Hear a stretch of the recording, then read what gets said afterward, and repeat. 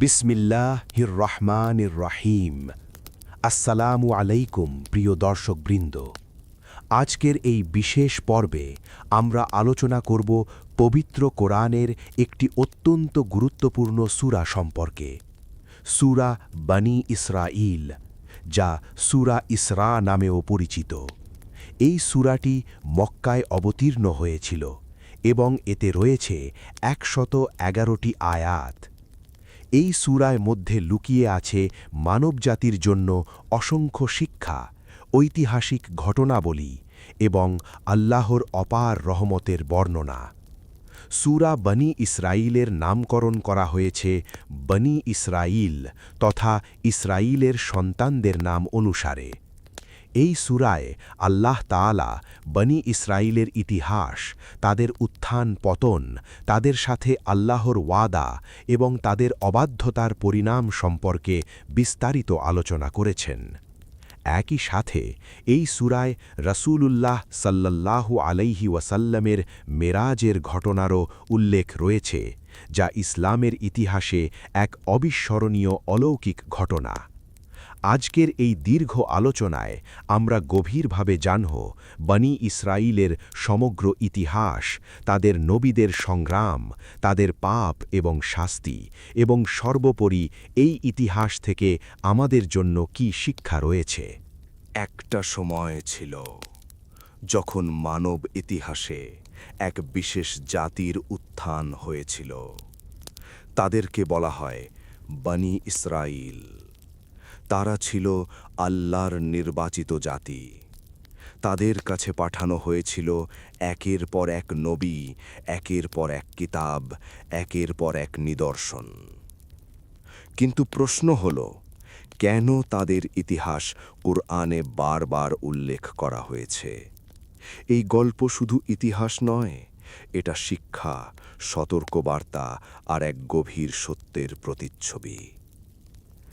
আজ আমরা প্রবেশ করব সেই বিস্ময়কর যাত্রায়, যেখানে রয়েছে দাসত্ব, মুক্তি, অবাধ্যতা, শাস্তি আর রহমতের গল্প।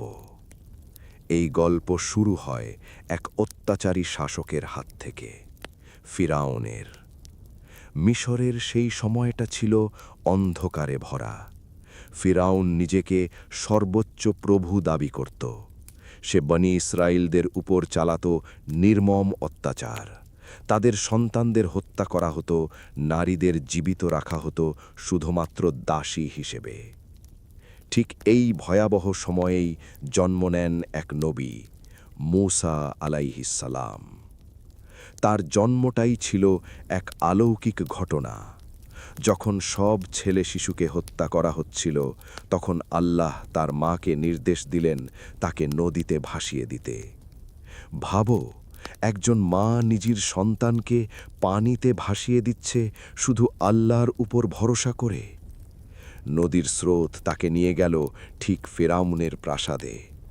যেখানে তাকে হত্যা করার কথা ছিল, সেখানেই সে বড় হতে লাগল রাজকীয় পরিবেশে। এটাই আল্লাহর পরিকল্পনা। মূসা আলাইহিস সালাম বড় হয়ে যখন সত্যের পথে দাঁড়ালেন, তখন তিনি ফিরাউনের সামনে দাঁড়িয়ে বললেন, তুমি আল্লাহ নও। এটা ছিল বিদ্রোহ, এটা ছিল সত্যের ঘোষণা। এরপর শুরু হলো এক মহাসংগ্রাম। আল্লাহ মূসা আলাইহিস সালামকে দিলেন মুজিজা, লাঠি সাপ হয়ে যাওয়া, হাত উজ্জ্বল হয়ে ওঠা, সমুদ্র দ্বিখণ্ডিত হওয়া। একসময় বনী ইসরাঈলদের নিয়ে তিনি বের হলেন মিশর থেকে। পিছনে ফেরাউনের বিশাল সেনাবাহিনী, সামনে সমুদ্র, পিছনে মৃত্যু। এই অবস্থায় আল্লাহর নির্দেশে মূসা তার লাঠি দিয়ে আঘাত করলেন সমুদ্রে, আর সমুদ্র ভাগ হয়ে গেল। এটা ছিল ইতিহাসের সবচেয়ে বিস্ময়কর মুহূর্তগুলোর একটি। বনী ইসরাঈল পার হয়ে গেল নিরাপদে, আর ফেরাউন ডুবে গেল তার অহংকার সহ। কিন্তু এখানেই গল্প শেষ নয়। এখান থেকেই শুরু তাদের প্রকৃত পরীক্ষা। মুক্তির পরও তারা কৃতজ্ঞ হল না। তারা বলল, আমরা আল্লাহকে চোখে দেখতে চাই। তারা সোনার বাছুর বানিয়ে পূজা করল। তারা নবীদের অবাধ্য হল। তাদের কাছে মান্না ও সালোয়া নামল আকাশ থেকে, তবুও তারা অভিযোগ করল। এই অবাধ্যতার ফল কি হয়েছিল? আল্লাহ তাদের ওপর পাঠালেন শাস্তি, বিভ্রান্তি আর ইতিহাসের কঠিন শিক্ষা। সূরা বনী ইসরাইলে বলা হয়েছে, তারা 2 বার পৃথিবীতে বড় ধরনের ফাসাদ সৃষ্টি করবে, আর প্রতিবারই তাদের ওপর আসবে কঠিন শাস্তি। এই আয়াতগুলো শুধু অতীত নয়, এগুলো ভবিষ্যতেরও ইঙ্গিত। এই গল্প আমাদের জন্য একটা আয়না, যেখানে আমরা দেখতে পারি, যদি আমরা আল্লাহর নেয়ামতের কদর না করি, যদি আমরা সত্য থেকে মুখ ফিরিয়ে নেই, তাহলে আমাদের পরিণতিও ভিন্ন হবে না। সমুদ্র পেরিয়ে বনী ইসরায়েলরা যখন নিরাপদে পৌঁছাল, তখন তাদের সামনে খুলে গেল এক নতুন অধ্যায়। এটা ছিল স্বাধীনতার অধ্যায়। কিন্তু স্বাধীনতা মানেই কি সঠিক পথ? অনেক সময় না, কারণ যারা বছরের পর বছর দাসত্বে ছিল, তাদের মনও বন্দী হয়ে যায়। তাদের চিন্তা, তাদের বিশ্বাস, তাদের অভ্যাস সব কিছুতেই থেকে যায় সেই পুরনো প্রভাব। বনী ইসরায়েলরাও এর ব্যতিক্রম ছিল না। তারা যখন মরুভূমির পথে চলছিল, তখন একদিন তারা এমন একটি জাতির পাশ দিয়ে গেল, যারা মূর্তি পূজা করছিল। তারা সাথে সাথে মুসা আলাইহিসসালামকে বলল, হে মুসা, আমাদের জন্য একটি মাবুদ বানিয়ে দাও, যেমন তাদের আছে। ভাবো একবার, যারা নিজের চোখে দেখেছে সমুদ্র ভাগ হয়ে গেছে, যারা দেখেছে ফেরাউনের ধ্বংস, তারা আবার মূর্তি চাইছে। এটাই মানুষের দুর্বলতা। মুসা আলাইহিসসালাম তখন কঠোরভাবে তাদের বললেন, তোমরা অজ্ঞ জাতি। এখানেই বোঝা যায় মুক্তি পাওয়ার পরও ঈমানকে ধরে রাখা কত কঠিন। এরপর আসে আরেকটি গুরুত্বপূর্ণ ঘটনা। আল্লাহ মুসা আলাইহিসসালামকে তুর পাহাড়ে ডাকলেন তাকে তাওরাত প্রদান করার জন্য। তিনি তার জাতিকে রেখে গেলেন তার ভাই হারুন আলাইহিসসালামের তত্ত্বাবধানে। কিন্তু মানুষের পরীক্ষা কখনো থেমে থাকে না। মুসা আলাইহিসসালাম অনুপস্থিত থাকাকালীন এক ব্যক্তি, সামিরি, একটি ষড়যন্ত্র করল। সে সোনার অলংকার দিয়ে একটি বাছুর তৈরি করল, আর এমনভাবে তৈরি করল যে সেটি শব্দ করত। সে মানুষদের বলল, এইটাই তোমাদের মাবুদ। এবং আশ্চর্যজনকভাবে অনেকেই তার কথায় বিশ্বাস করে ফেলল। তারা সেই বাছুরের সামনে সেজদা করতে লাগল। এটা ছিল এক ভয়াবহ বিশ্বাসঘাতকতা। হারুন আলাইহিসসালাম তাদের থামানোর চেষ্টা করেছিলেন, কিন্তু তারা তার কথা শুনল না। এদিকে তুর পাহাড়ে মুসা আলাইহিসসালাম আল্লাহর সাথে কথা বলছেন। যখন তিনি ফিরে এলেন, তিনি যা দেখলেন তা ছিল অবিশ্বাস্য। তার নিজের জাতি শিরকে লিপ্ত। তার রাগ এতটাই তীব্র ছিল যে তিনি তাওরাতের ফলক মাটিতে ছুঁড়ে ফেললেন। তিনি তার ভাই হারুন আলাইহিসসালামের দাড়ি ধরে জিজ্ঞাসা করলেন, তুমি তাদের থামালে না কেন? এই দৃশ্যটা খুব মানবিক। একজন নবী, যিনি কষ্ট করে তার জাতিকে মুক্ত করলেন, তিনি ফিরে এসে দেখছেন তারা আবার ভুল পথে চলে গেছে। পরবর্তীতে আল্লাহর নির্দেশে এই পাপের জন্য কঠোর তওবা করতে বলা হলো। অনেককে নিজেদেরকেই শাস্তি দিতে হয়েছিল। এটা ছিল এক ভয়াবহ শিক্ষা। ঈমানের সাথে আপোষ করলে তার মূল্য দিতে হয়। এরপরও তাদের পরীক্ষা শেষ হয়নি। মরুভূমিতে তারা ক্ষুধার্ত হয়ে পড়ল। তখন আল্লাহ তাদের জন্য আকাশ থেকে পাঠালেন মান্না এবং সালওয়া।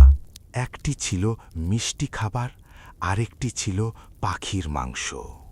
প্রতিদিন তাদের জন্য রিজিক আসত কোনো পরিশ্রম ছাড়াই। কিন্তু মানুষ কখনো কখনো নেয়ামতের মূল্য বুঝতে পারে না। তারা অভিযোগ শুরু করল, আমরা একই খাবার খেতে খেতে বিরক্ত। তারা বলল, আমরা চাই শাকসবজি, পেঁয়াজ, ডাল। মুসা আলাইহিসসালাম অবাক হয়ে বললেন, তোমরা কি উত্তম জিনিসের বদলে নিম্নমানের জিনিস চাও? এই ঘটনা আমাদের শেখায়, মানুষ যখন অভ্যস্ত হয়ে যায়, তখন বড় নেয়ামতকেও ছোট মনে হয়। এরপর আসে আরেকটি কঠিন নির্দেশ। আল্লাহ তাদের বললেন একটি গরু জবাই করতে। এটা ছিল একটি সহজ নির্দেশ, কিন্তু তারা সহজ জিনিসকে কঠিন বানিয়ে ফেলল। তারা প্রশ্ন করতে শুরু করল, গরুটির রং কি, বয়স কত, কেমন দেখতে, একটার পর একটা প্রশ্ন। শেষ পর্যন্ত এমন একটি নির্দিষ্ট গরুর বর্ণনা দেওয়া হলো যেটা খুঁজে পাওয়া খুবই কঠিন ছিল। এই ঘটনাটি প্রমাণ করে, যখন মানুষ অযথা প্রশ্ন করে তখন নিজেরাই নিজেদের জন্য সমস্যা তৈরি করে। এরপরও তাদের অবাধ্যতা থামেনি। একদিন তাদের বলা হলো একটি নির্দিষ্ট শহরে প্রবেশ করতে বিনয়ীভাবে, কিন্তু তারা সেই শব্দ পরিবর্তন করে দিল আর প্রবেশ করল অহংকার নিয়ে। ফলাফল, আল্লাহ তাদের উপর শাস্তি নাজিল করলেন। এখানে বারবার একটি বিষয় স্পষ্ট হয়ে ওঠে, সমস্যা ছিল না তাদের জ্ঞান বা সুযোগে, সমস্যা ছিল তাদের হৃদয়ে। অহংকার, অবাধ্যতা, অকৃতজ্ঞতা, এই তিনটি জিনিসই তাদের পতনের কারণ হয়ে দাঁড়ায়। সূরা বনী ইসরাঈলে এই সব ঘটনাগুলো শুধুমাত্র গল্প হিসেবে বলা হয়নি, এগুলো আমাদের জন্য সতর্ক বার্তা। আজ আমরা যদি একই ভুল করি, আমাদের পরিণতিও আলাদা হবে না। বনী ইসরায়েলদের ইতিহাসে সবচেয়ে বড় ট্র্যাজেডি শুধু তাদের ভুল নয়, বরং তারা বারবার সত্যকে চিনিয়েও অস্বীকার করেছে। আল্লাহ তাদের কাছে পাঠিয়েছেন অসংখ্য নবী, প্রত্যেকেই একই বার্তা নিয়ে এসেছেন, এক আল্লাহর ইবাদত করো, ন্যায় প্রতিষ্ঠা করো, অত্যাচার থেকে দূরে থাকো। কিন্তু ইতিহাস সাক্ষী, সবাই সেই ডাক গ্রহণ করেনি। অনেকেই নবীদের বিরোধিতা করেছে।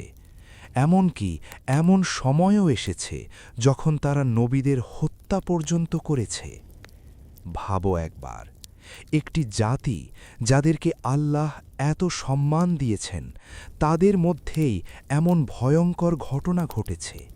কেন? কারণ সত্য সব সময় সহজ নয়। সত্য মেনে নিতে হলে নিজের অহংকার ভাঙতে হয়, নিজের ভুল স্বীকার করতে হয়। আর অনেকেই সেটা করতে চায় না। তারা এমন নবীদের পছন্দ করত যারা তাদের মন মতো কথা বলবে।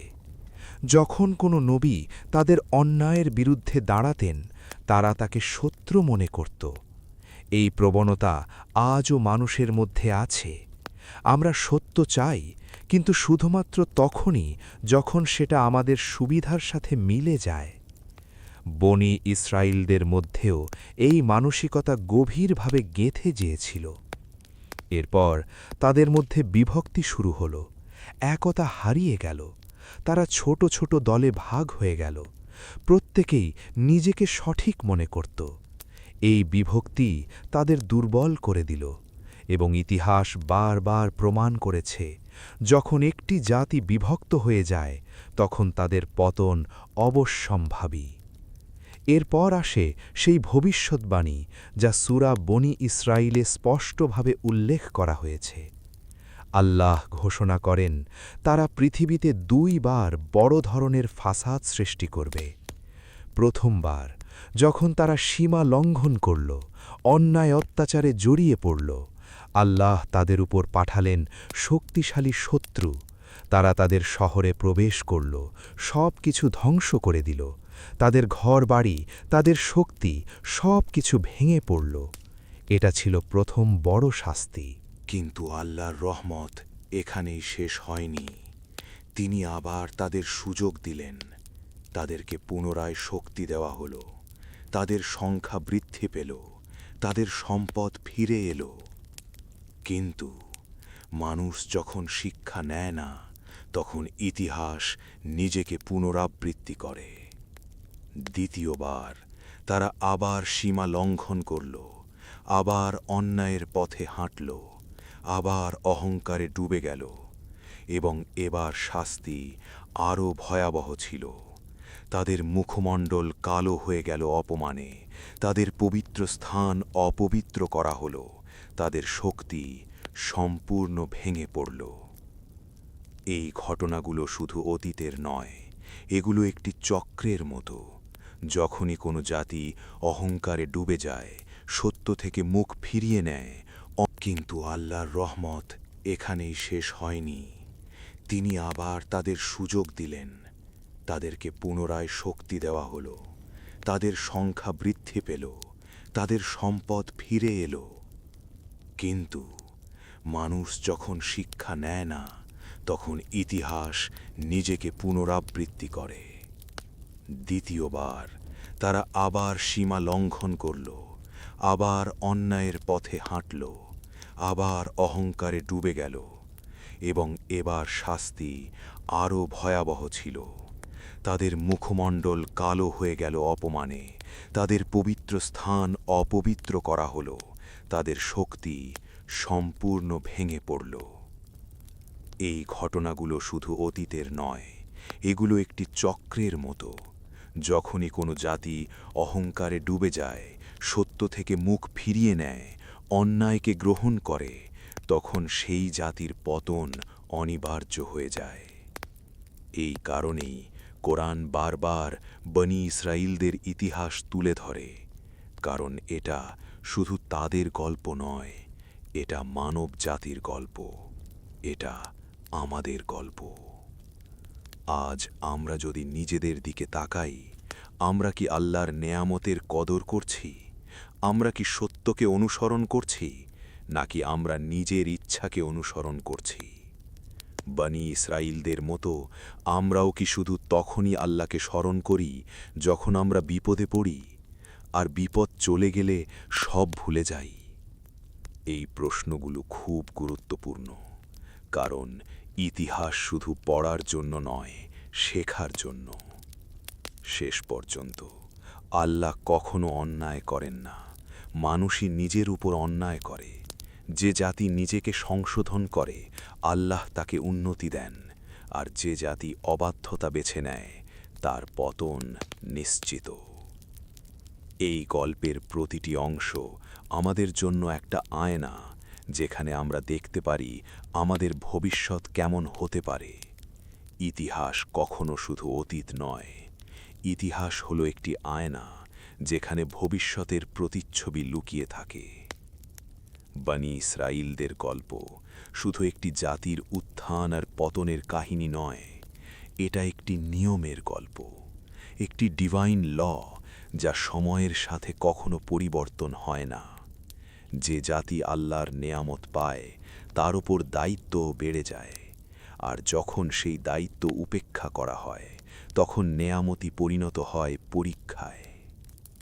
বনি ইসরাইলরা পেয়েছিল অগণিত নবী, অলৌকিক নিদর্শন, স্বাধীনতা, রিজিক আর এক বিশেষ মর্যাদা। কিন্তু তারা বারবার সেই মর্যাদার অপব্যবহার করেছে।